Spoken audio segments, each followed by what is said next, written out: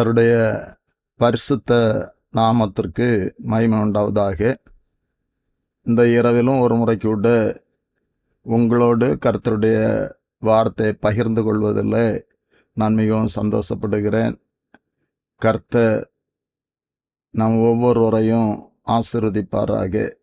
இந்த இரவில் செய்திக்கு ஆதாரமாக ஏசாயா 30ஆம் அதிகாரம் 19வது வசனத்தை நான் உங்களுக்கு நினைவுபடுத்துகிறேன். சியோனை சேர்ந்த ஜனங்கள் எருசலேமில் வாசமாயிருப்பார்கள். இனி நீ அழுது கொண்டிராய். உன் கூப்பிடுதலின் சத்தத்திற்கு அவர் உருக்கமாய் இறங்கி அதை கேட்டவுடனே உனக்கு மறு உத்தரவு அருளுவார். இனி நீ அழுது கொண்டிராய் என்கிற வார்த்தை ஆதாரமாக கொண்டு அழுகையை மாற்றுகிற கர்த்தர் என்கிற தலைப்பில் இந்த இரவில் ஒரு செய்தியை நான் உங்களுக்கு சொல்ல விரும்புகிறேன். அன்பான தேவனுடைய பிள்ளைகளே, அநேக பேர் இந்த நாட்களில் அழுது கொண்டிருக்கிறீர்கள். அதற்கு ஏதாவது காரணங்கள் இருக்கலாம். அநேகருடைய வாழ்க்கையில் அதிகமான பிரச்சனைகள், போராட்டங்கள். இங்கே கர்த்தர் சொல்லுகிறார், இனி நீ அழுது கொண்டிராய். யாருடைய அழுகையெல்லாம் அவர் மாற்றினார் என்று சொல்லி வேதத்திலிருந்து சில காரியங்களை இந்த இரவிலே நான் உங்களுக்கு சொல்ல விரும்புகிறேன்.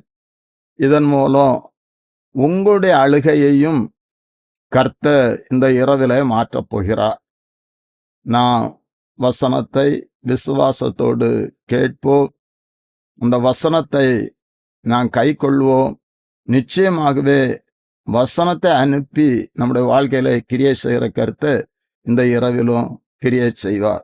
முதலாவதாக 1 சாமுவேல் 1ஆம் அதிகாரம் 10வது வசனத்துல அவள் போய் மனங்கசந்து மிகவும் அழுது கர்த்தர் நோக்கி விண்ணப்பம் பண்ணி என்று சொல்லப்பட்டு இருக்கிறது.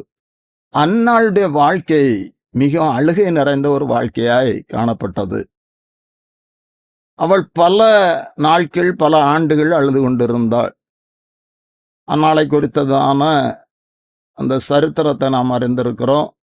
எல்கானாவுக்கு 2 மனைவிகள், பெனினாள், அன்னாள். அன்னாளுக்கு பிள்ளை இல்லாதிருந்தது.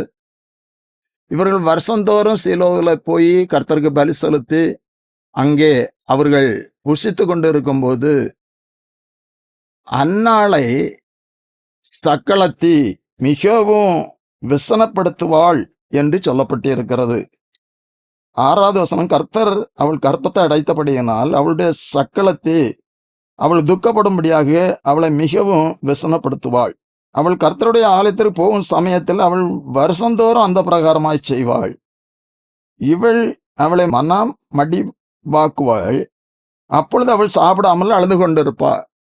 இப்போ சக்களத்தை அவளை மனதை வேதனைப்படுத்துகிற காரணத்தினால இந்த அன்னாள் அழுது கொண்டிருப்பாள் என்று சொல்லப்பட்டு இருக்கிறது.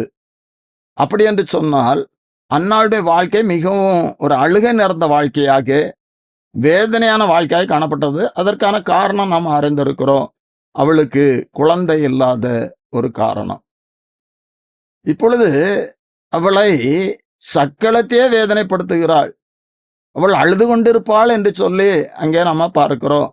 ஆலயத்திற்கு கடந்து சென்று ஆராதித்த பொழுது அவர்கள் சந்தோஷமா இருக்க வேண்டிய சூழ்நிலையில் பெனினாள் அவளை வேதனைப்படுத்துகிறதை நாம் இங்கே பார்க்க முடிகிறது.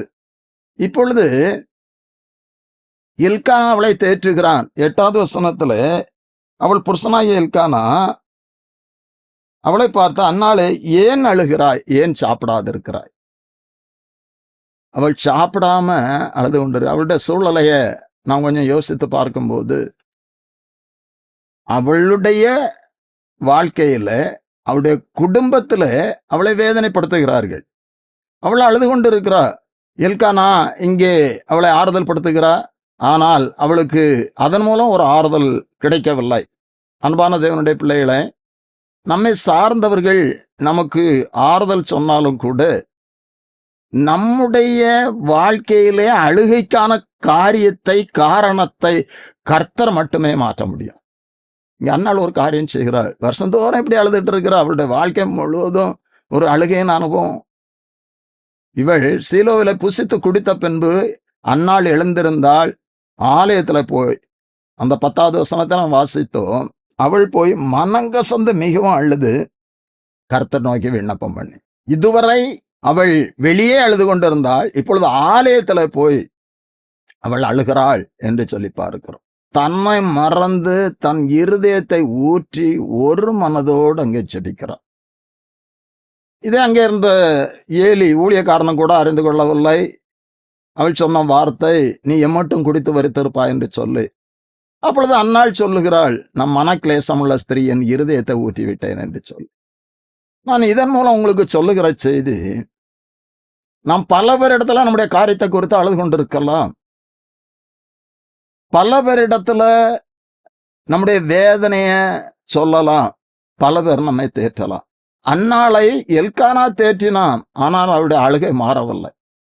ஆலயத்துல போய் அவள் மனங்கசந்து அழுது இருதயத்தை ஊற்றி பொருத்தனை பண்ணி ஜெபித்த போது அங்கே கர்த்தர் அவளுடைய ஜெபத்தை கேட்டார். அன்பான தேவனுடைய பிள்ளைகளை, நீங்கள் எதற்காக அழுது கொண்டு இருக்கிறீர்கள்? இந்த இரவில உங்களுடைய அழுகையை அவர் மாற்ற அவர் போதுமானவராய் இருக்கிறார். இனி நீ அழுது கொண்டிராய். அன்னாள் அழுது கொண்டிருந்தாள். அன்றைக்கு ஆலயத்தில் போய் அவள் ஜெபித்து வீட்டிற்கு கடந்து சென்ற போது வசனம் சொல்லுகிறது, 1ஆம் அதிகாரம் 18வது வசனம், அவள் அதன் பிறகு துக்கமுகமாய் இருக்கவில்லை.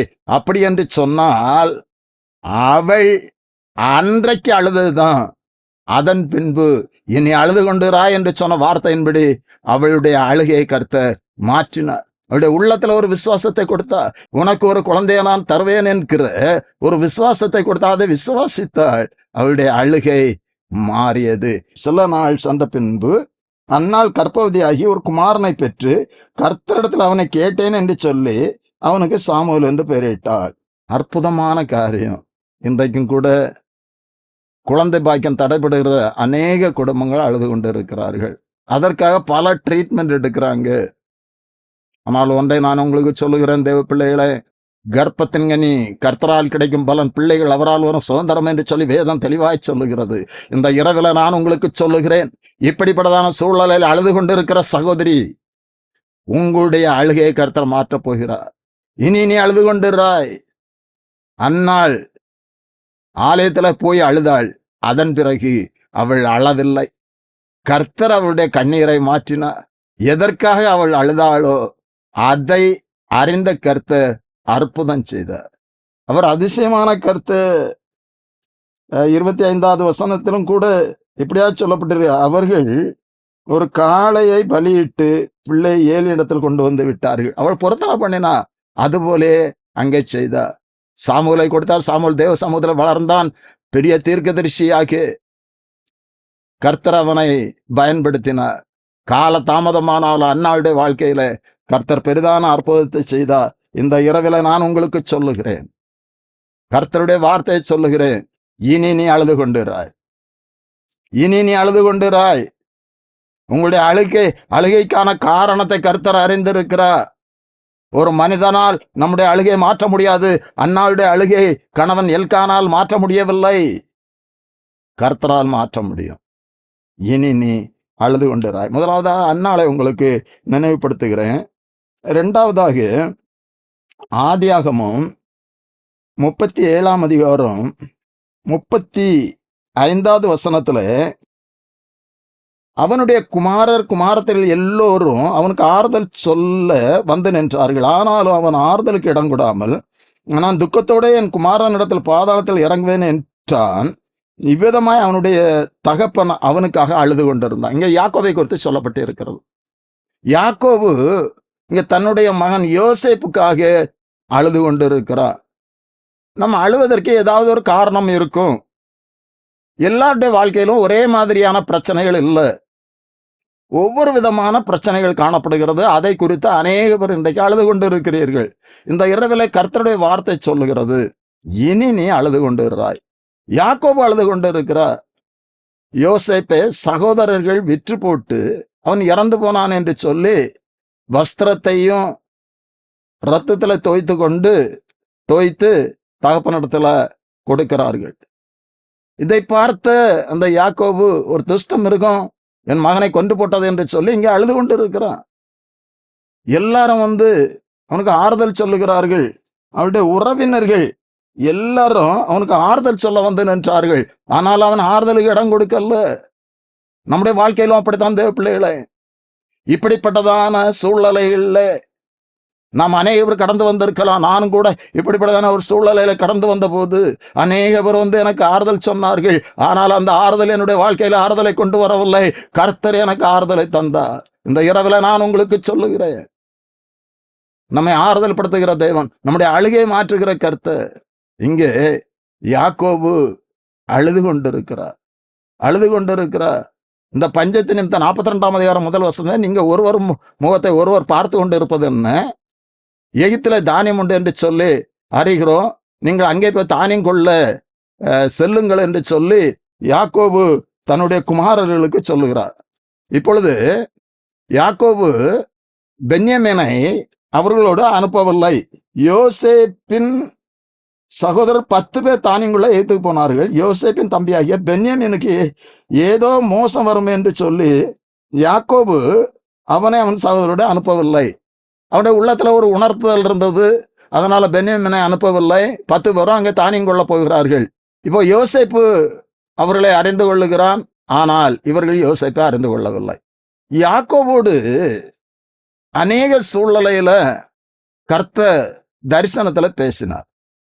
இங்க யாக்கோபு யோசேப்புக்காக அழுது கொண்டிருக்கும் போது, யோசேப்பு உயிரோடு இருக்கிறான் என்று சொல்லி கர்த்தர் அவனுக்கு சொல்லி ஆறுதல் படுத்தி இருக்கலாம். குடும்பத்தை விட்டு வீட்டை விட்டு பிரிந்து சென்ற சூழ்நிலையிலும் கூட கர்த்தர் தரிசனமானார். அநேக இடங்களில யாக்கோபுக்கு கர்த்தர் தரிசனமானார். நான் என் உள்ளத்துல இதை அதிகமாய் யோசிப்பது உண்டு. ஏன் கர்த்தர் யோசேப்பு உயிரோடு இருக்கிறான் என்று சொல்லி யாக்கோபுக்கு சொல்லவில்லை? அப்படி சொல்லி இருந்தால் கண்டிப்பா யோசேப்பை பார்ப்பதற்கு, அவனை அழைத்து வருவதற்கு யாக்கோபு முயற்சி செய்திருக்கலாம். அதுல தேவ சித்தம் திட்டம் தடைபட்டு இருக்கலாம். இந்த இரவுல நான் உங்களுக்கு சொல்லுகிறேன், கர்த்தர் அழுகையை அனுமதித்து அந்த பாதையிலே நம்மை நடத்தி கொண்டு இருக்கிறார் என்று சொன்னார். தேவ நோக்கம் சித்தம் ஒன்று அதிலே இருக்கலாம். அதை நிறைவேற்ற நம்முடைய வாழ்க்கையில அப்படிப்பட்டதான காரியத்தை அவர் அனுமதிக்கிறார். இங்கே யாக்கோபுடைய வாழ்க்கையில அப்படித்தான் நடந்த காரியம். ஒரு சூழ்நிலையில யோசேப்பு சகோதரர்களுக்கு தன்னை வெளிப்படுத்துகிறான். அவர்கள் யாக்கோபிடத்துல சொல்லுகிறார்கள், யோசேப்பு உயிரோடு இருக்கிறான் என்று சொல்லி. 45ஆம் அதிகாரம் 26வது வசனத்துல யோசேப்பு உயிரோடு இருக்கிறான், அவன் எகிப்துக்கெல்லாம் அதிபதியாய் இருக்கிறான் என்று அவனுக்கு அறிவித்தார்கள். அவன் இருதயம் மூர்ச்சை அடைந்தது. அவன் அவர்களை நம்பவில்லை. யோசேப்பு உயிரோடு இருக்கிறான் என்று சொன்ன பொழுது அவர்கள் நம்பவில்லை. யாக்கோபை அழைத்து வர சொல்லி வண்டிகளை அனுப்புனதை பார்த்த பொழுது அவன் மூச்சு உயிர்த்தது அப்படி என்று சொல்லப்பட்டிருக்கிறது. யாக்கோபின் ஆவி உயிர்த்தது. அவன் அதை நம்பினான். இப்பொழுது அவன் செய்கிற ஒரு காரியம், அதையும் கூட நாம் உணர்ந்து கொள்ள வேண்டும் பிள்ளைகளை. பல ஆண்டுகளுக்கு பின்பாக, தேசம் 13 ஆண்டுகளுக்கு பின்பாக தான் நேசித்த மகன், மிகவும் அன்பாயிருந்த மகன் உயிரோடு இருக்கிறான் என்று சொல்லி அவன் அறிந்த உடனே யோசேப்பை தன்னுடைய மகனை பார்ப்பதற்காக ஓடவில்லை, கர்த்தரை பார்ப்பதற்காக ஓடினான். வேதம் தெளிவாய் சொல்லுகிறது. 46ஆம் அதிகாரம் முதல் வசனத்துல, இஸ்ரவேல் தனக்கு உண்டான யாவையும் சேர்த்து கொண்டு புறப்பட்டு தன் தகப்பனாகிய ஈசாக்கினுடைய தேவனுக்கு பலியிட்டான். இது ஒரு நன்றி பலி. நம்முடைய வாழ்க்கையிலும் கர்த்தர் ஒரு நன்மை செய்தார் என்று சொன்னால் அவருக்கு நான் நன்றியா இருக்க வேண்டும். தேவ பிள்ளைகளை, நான் இதை படிக்கும் போதெல்லாம் ஆச்சரியப்படுவேன். நாம் இப்படிப்பட்டதான ஒரு சூழ்நிலையில இருந்தால் 13 ஆண்டுகளுக்கு பின்பாக நான் நேசிக்கிற ஒருவர் உயிரோடு இருக்கிறார் என்று சொல்லி அறிந்தா உடனே நான் பார்ப்பதற்காக கடந்து செல்வோம், முயற்சி செய்வோம். ஆனால் யாக்கோபு கர்த்தருக்கு பலி செலுத்தணும். கர்த்தருக்கு நன்றியாய் இந்த இரவுல நான் உங்களுக்கு சொல்லுகிறேன், கர்த்தர் நமக்கு ஒரு நன்மை செய்தார். கர்த்தர் செய்த எல்லா உபகாரங்களுக்காக நான் அவருக்கு என்னத்தை செலுத்துவேன்? ரட்சிப்பின் பாத்திரத்தை எடுத்துக்கொண்டு கர்த்தருடைய நாமத்தை தொழுது கொள்வேன் என்று சொல்லி பக்தன் சொல்லுகிறார். நம்முடைய வாழ்க்கையில கர்த்தர் ஒரு நன்மை செய்தார், அவருக்கு நன்றியா இருக்கணும். ஒரு மனிதன் நமக்கு ஒரு உதவி செய்தாலே நாம் நன்றியா இருக்க வேண்டும். நன்றியா இருக்கிறோம். கர்த்தர் நமக்கு எத்தனையோ நன்மைகளை செய்திருக்கிறார். யாக்கோபு இதுல ஒரு சாட்சியாக நமக்கு காணப்படுகிறார். தொடர்ந்து கர்த்தர் யாக்கோபிட்ட சொல்றார். யாக்கோபு எகிப்துக்கு போவதற்காக பயப்படுகிறாரு. எகிப்தியர்கள் எபிரேயரை வெறுக்கிறவர்கள். வேதம் சொல்லுகிறது எபிரேயர்கள் எகிப்தியர்களுக்கு அருவருப்பானவர்கள் என்று சொல்லி, நான் எகிப்துக்கு எப்படி போக முடியும் என்று சொல்லி 3வது வசனம் இப்படியாக சொல்லுகிறது. அப்பொழுது அவர், நான் தேவன், நான் உன் தகப்பனுடைய தேவன், நீ எகிப்துக்கு போக பயப்பட வேண்டாம், அங்கே உன்னை பெரிய ஜாதி. எகிப்துக்கு போவதற்கு யோசிக்கிறார், பயப்படுகிறாரு. இப்ப யோசேப்பு அங்கே உயிரோடு இருக்கிறான், அவன் பார்க்க வேண்டும் என்று சொல்லி யாக்கோபுடைய உள்ளத்துல மிகவும் ஒரு துடிப்பு காணப்பட்டிருக்கும். அந்த சூழலை எகிப்துக்கு போற பயப்படுகிற கர்த்தர் சொல்லுகிறார், நீ பயப்படாது, நீ பயப்படாது, நான் உன்னோடு வருவேன், எகிப்துக்கு நான் உன்னோடு வருவேன் என்று சொல்லுகிறார். அங்கே போன போது கோசை நாட்டில யோசேப்பும் யாக்கோபும் சந்திக்கிறார்கள். வசனம் இப்படியா சொல்லுகிறது, 46ஆம் அதிகாரம் 28வது. கோசை நாட்டிலே தன்னை யோசேப்பு சந்திக்க வரும்படி சொல்ல யூதாவை தனக்கு முன்னாக அவனிடத்தில் யாக்கோபு அனுப்பினான். அவர்கள் கோசேனிலே சேர்ந்தார்கள். யோசேப்பு தன் ரதத்தை ஆயத்தப்படுத்தி அதன் மேல் ஏறி தன் தகப்பனாகிய இஸ்ரவேலை சந்திக்கும்படி போய் அவனை கண்டு அவனுடைய கழுத்தை கட்டிக்கொண்டு வெகு நேரம் அவன் கழுத்தை விடாமல் அழுதான். வெகு நேரம் 2 வரை அழுகிறாங்க. ஆனந்த கண்ணீர் என்று சொல்லுவாங்க. யோசேப்பு மரித்து போனான் என்று சொல்லி ஒரு நாள் யாக்கோபு அழுது கொண்டிருந்தார். இன்றைக்கும் அவர்கள் அழுகிறது. அழுகையை ஆனந்த களிப்பாக, ஆனந்த கண்ணீராக நம்முடைய கர்த்தர் மாற்றுகிறவர். நீ அழுது கொண்டிராய். யாக்கோபு ஏகதேசம் 13 ஆண்டுகள் நாம் வேதத்தின்படி பார்த்தால் அறிந்து கொள்ள முடியும். 17 வயதிலே ஆடுகளை மேய்த்த சகோதரர்களை பார்க்க சென்ற பொழுது அவர்களால் வெறுக்கப்பட்ட அந்த யோசேப்பு பார்வோனுக்கு முன்பாக நிற்கும் போது 30 வயது என்று சொல்லப்பட்டு இருக்கிறது. அப்படி என்று சொன்னால் ஏதேசம் 13 ஆண்டுகள் யாக்கோபு அழுது கொண்டு இருக்கிறான். அன்பான தேவனுடைய பிள்ளைகளே, நீங்கள் எவ்வளவு நாட்களாய், எத்தனை ஆண்டுகளாய் எந்த காரியத்திற்கு அழுது கொண்டு இருக்கிறீர்களோ என்று கர்த்தருடைய நாமத்தில் நான் உங்களுக்கு சொல்லுகிறேன், இனி நீ அழுது கொண்டுகிறாய். அந்த அழுகை மாற்ற வல்லமையான தேவன், யாக்கோபின் தேவன் நம்முடைய தேவன். யாக்கோபுடைய அழுகையை அன்று மாற்றியவர் இன்று நம்முடைய வாழ்க்கையிலும் கிரியை செய்ய அவர் போதுமானவராக இருக்கிறார். நிச்சயமாய் நம்முடைய வாழ்க்கையில அவர் கிரியை செய்வார், அவர் கிரியை செய்வார். நடந்த காரியம் நமக்கு தெரியும். இங்க ஒரு குறித்த இடத்துல யாக்கோபின் ஜனங்களும் இருக்கிறார்கள், அவரை பராமரிக்கிறார். நம்முடைய கர்த்தர் ஒரு காலங்களையும் சமயங்களையும் மாற்றுகிற கர்த்தர். யாக்கோபு அழுது கொண்டிருந்த அந்த அழுகையை மாற்றி பெரிதான ஒரு சமாதானத்தை யாக்கோபுடைய வாழ்க்கையில கர்த்தர் கட்டளையிட்டார். 3வதாக யோபு 16ஆம் அதிகாரம் 16வது வசனத்தை நான் உங்களுக்கு நினைவுபடுத்துகிறேன். அழுகிறதுனால் என் முகம் அழுக்கடைந்து மரண இருள் என் கண்ணிமையின் மேல் உண்டாயிருக்கிறது. அழுகிறதுனால் என் முகம் அழுக்கடைந்து, இங்கே யோபு சொல்லுகிறார், அழுகிறதுனால் என் முகம் அழுக்கடைந்து. யோபு ஒரு நீதிமான் தான், உத்தமன் தான். அவனுடைய வாழ்க்கையில பெரிதான பிரச்சனை, அதை குறித்து நாம் அறிந்திருக்கிறோம். கர்த்தர் அனுமதித்த, சாத்தானுக்கு அனுமதி கொடுத்தார்.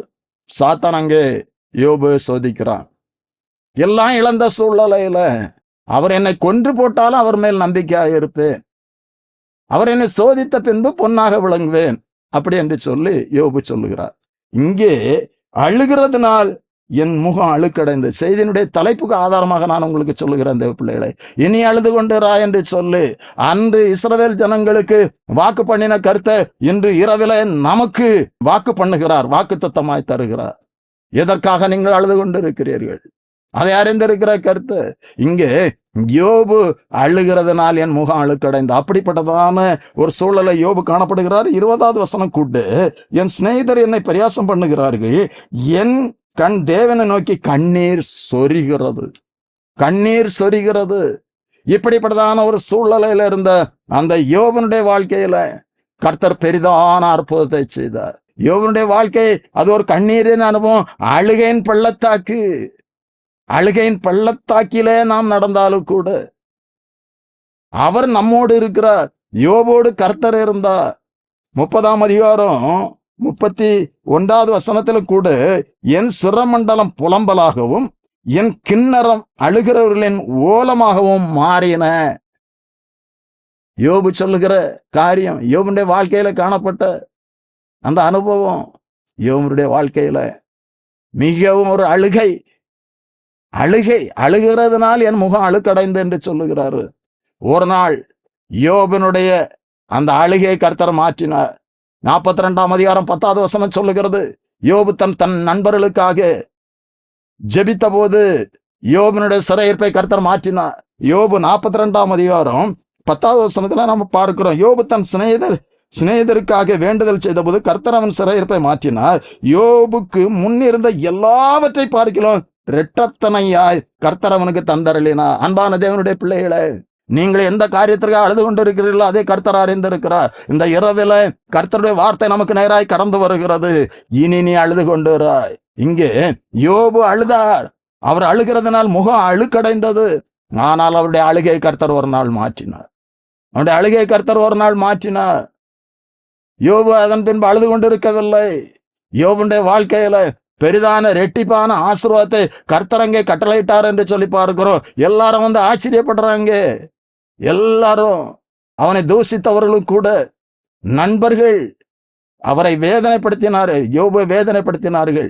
அவர்களெல்லாம் ஆச்சரியப்படத்தக்கதாக கர்த்தர் அங்கே கிரியை செய்தார். உங்களுக்கு எதிராக இன்றைக்கு நீங்கள் அழுகிற சூழ்நிலைகளில மற்றவர்கள் ஒருவேளை அது ஏளனமாய் நினைக்கலாம், சொல்லலாம், உங்களை அதிகமாய் வேதனைப்படுத்தலாம். கர்த்தர் உங்களுடைய அழுகையை மாற்றி எல்லாரும் ஆச்சரியப்படத்தக்கதாக கர்த்தர் கிரியை செய்ய வல்லவராய் இருக்கிறார். கர்த்தர் கிரியை செய்வார். இன்னொரு காரியத்தை கூட நான் உங்களுக்கு சொல்ல விரும்புகிறேன் தேவ பிள்ளைகளை.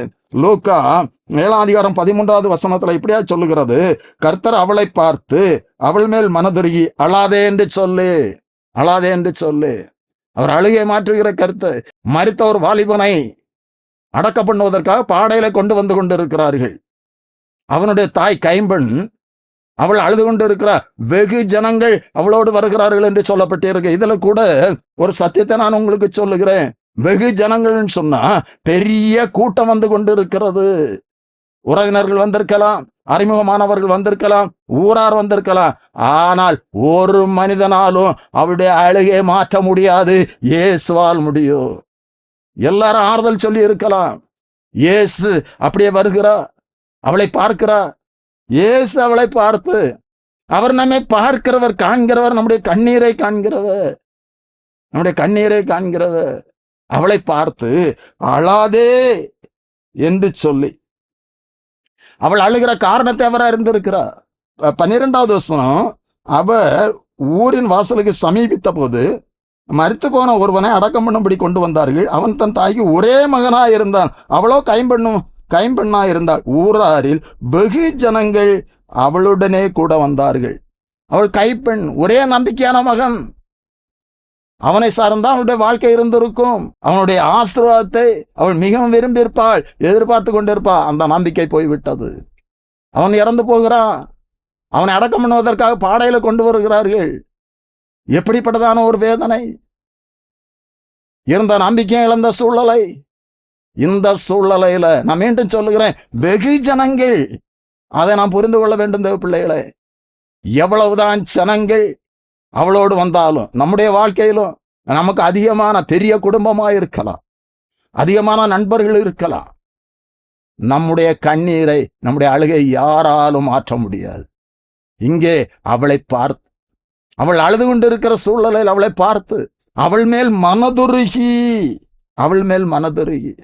நம்முடைய இயேசு நம்மேல் மனதுருகிறவர். அப்படித்தான் மார்த்தாள் மரியாள் லாசருவை குறித்து அழுது கொண்டிருந்த போது அங்கே போய் அவர்களை பார்த்து அவரும் கண்ணீர் விட்டார் என்று சொல்லப்பட்டு இருக்கிறது. நம்முடைய கண்ணீரை காண்கிறவர், நம்முடைய அழுகையை பார்க்கிறவர், நம்முடைய அழுகையை மாற்றுகிறவர் இயேசு. அவர் நமக்காக அழுகிறவர். அப்படிப்பட்டதான ஒரு பாக்கியத்தை பெற்று இருக்கிறோம் தேவ பிள்ளைகளே. இன்றைக்கு நீங்கள் அழுது கொண்டு இருக்கிறீர்களா? உங்களுடைய அழுகை அவர் காண்கிறார், உங்களுடைய கண்ணீரை அவர் காண்கிறார். இங்கே கிட்ட வந்து பாடையை தொட்டார், அதை சுமந்தவர்கள் நின்றார்கள். அப்பொழுது அவர், வாலிபனே எழுந்திரு என்று உனக்கு சொல்லுகிறேன் என்றார். மரித்தவன் எழுந்து உட்கார்ந்து பேச தொடங்கினான். அவனை அவள் தாயினிடத்தில் ஒப்புவித்தார். எவ்வளவு அற்புதமான காரியம்! இயேசு உலகத்துல சுற்றி திறந்த நாட்களை மரித்தவர்களை உயிர்ப்பித்தார். இன்றைக்கும் அவர் ஜீவனோடு இருக்கிறார். இன்றைக்கு அதே வல்லமை இருக்கிறது. நம்முடைய வாழ்க்கையில் அவர் கிரியை செய்ய போதுமானவராய் இருக்கிறார். அழாதே என்று சொல்லி மனதுருகி அங்கே அற்புதம் செய்தார். அவளுடைய அழுகையை மாற்றினார். அந்நாள் அழுது கொண்டிருந்தார். காரணத்தை நாம் அறிந்திருக்கோம், ஒரு குழந்தைக்காக. அவள் அதன் பிறகு அழுது கொண்டிருக்கவில்லை. அவள் மிகவும் சந்தோஷத்தோடு மீண்டும் 5 பிள்ளைகளை பெற்றெடுக்க கர்த்தர் கிருபை செய்தார். இரண்டாவதாக நான் உங்களுக்கு சொன்னேன், யாக்கோபு தன்னுடைய மகனுக்காக 13 ஆண்டுகள் அழுது கொண்டிருந்தார். யாக்கோபுடைய அழுகையை அவர் மாற்றினார். யோபு அழுகிறதுனால் முகம் அழுக்கடைந்து என்று சொன்னார். யோபனுடைய அழுகையை மாற்றினார். இரட்டிப்பான ஆசீர்வாதத்தை யோபுக்கு கட்டளையிட்டார். அந்த ஸ்திரீனுடைய வாழ்க்கையில அவள் அழுகையை மாற்றி இனி அழுது கொண்டு ராய் என்கிற ஒரு அற்புதத்தை அங்கே செய்தார். ஒவ்வொருவருக்கும் ஒவ்வொரு விதமான சூழ்நிலைகள், எப்படிப்பட்டதான சூழ்நிலை இருந்தாலும் கூட இனி அழுது கொண்டு ராய் என்று சொன்ன கர்த்தருடைய வார்த்தையின்படி உங்களுடைய வாழ்க்கையில குடும்பத்துல கிரியை செய்வார். உங்களுடைய அழுகையை மாற்றுவார், ஆசீர்வதிப்பார். ஜெபம் பண்ணும். இனி நீ அழுது கொண்டு ராய் என்று சொன்ன எங்கள் பரிசுத்த பரலோகத்தின் பிதாவே, நீர் அழுகையை மாற்றுகிற கர்த்தரப்பா. இனி அழுது கொண்டு ராய் என்று சொல்லி அழுகையை மாற்றிய கர்த்தர் இன்று நீர் ஜீவிக்கிறீரப்பா. அழுது கொண்டு இருக்கிற நம்முடைய பிள்ளைகளுக்காக கர்த்தாவே உம்மை நோக்கி பார்க்கிறேன், ஜெபிக்கிறேன் அப்பா. அழுகைக்கான காரணங்களை நீர் அறிந்திருக்கிறேன். இனி அழுது கொண்டரா என்கிற அற்புதம் ஒவ்வொருடைய வாழ்க்கையிலும் நடக்க முடியாது, குடும்பத்திலும் நடக்க முடியாது. இந்த இரவு வேளையில ஜெபிக்கிறேன் அப்பா. அந்நாளுடைய அழுகையை மாற்றினீங்கப்பா. அந்நாள் அழுததற்கான காரணத்தை நீர் அறிந்து ஒரு சாமுவேலை கொடுத்த அற்புதம் செய்தீரே. இந்த இரவில குழந்தை பாக்கியத்திற்கு அழுது கொண்டிருக்கிற நம்முடைய பிள்ளைகளுக்காக ஜெபிக்கிறேன். இப்பொழுதே உம்முடைய கரம் அவர்களை தொடுவதாக, கற்ப வாசல்களை கர்த்தர் திறந்து அற்புதம் செய்யும்படியாய் ஜெபிக்கிறேன். அப்படி செய்ய போறதற்காய் நன்றி அப்பா, நன்றி அப்பா. அப்படியே யாக்கோபு தன்னுடைய மகனுக்காக அழுது கொண்டிருந்தார். இன்றைக்கு பிள்ளைகளுக்காக அநேக பெற்றோர்கள் அழுது கொண்டிருக்கிறார்கள் அப்பா.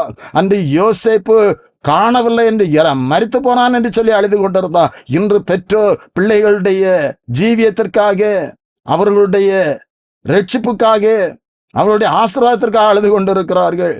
நீர் அந்த அழுகை காண்கிற கருத்து ஒவ்வொருடைய அழுகையை நேர் மாற்ற முடியாது, மாற்ற போறதற்காக உமக்கு ஸ்தோத்திரம் அப்பா. யோபு சொன்னார், அழுகிறதுனால் என் முகம் அழுக்கடைந்து என்று சொல்லி. கர்த்தாவே, நீர் யோபுனுடைய முகத்தை பார்த்தீரப்பா. அவனுடைய வாழ்க்கையில அற்புதம் செய்து ரெட்டிப்பான ஆசீர்வாதத்தை கட்டளையிட்டீங்கப்பா.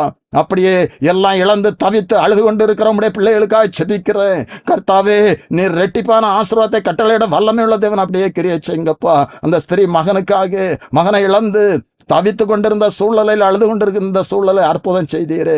அப்படி எதற்காக உடைய பிள்ளைகள் அழுது கொண்டிருக்கிறார்களோ அதை அறிந்திருக்கிற கர்த்தர் இந்த இரவுல ஒவ்வொருடைய வாழ்க்கையில அற்புதம் செய்யுங்கப்பா. வியாதிஸ்தர்களுக்காக செபிக்கிறேன். கர்த்தாவே, உம்முடைய வல்லமை உள்ள கரம் ஒவ்வொருவரும் தொடுவதாக, உம்முடைய சுகமாகும் வல்லமை ஒவ்வொருடைய சரீரத்திலும் இறங்கும்படியாக நான் செபிக்கிறேன் அப்பா. கர்த்தாவே, உம்முடைய கிருபையினால் உம்முடைய நாமத்துல இந்த வசனத்தை கேட்ட ஒவ்வொருவருக்காகவும் அடியன் செபிக்கிறேன். ஒவ்வொருடைய வாழ்க்கையிலும் காணும் இந்த அழுகையை மாற்றும் அப்பா. உம்முடைய வார்த்தையின்படி கிரியை செய்ய ஆசீர்வதியும். மீட்பர் இயேசு கிறிஸ்துவின் ஜெபிக்கிறோம் நல்ல பிதாவே. ஆமென்.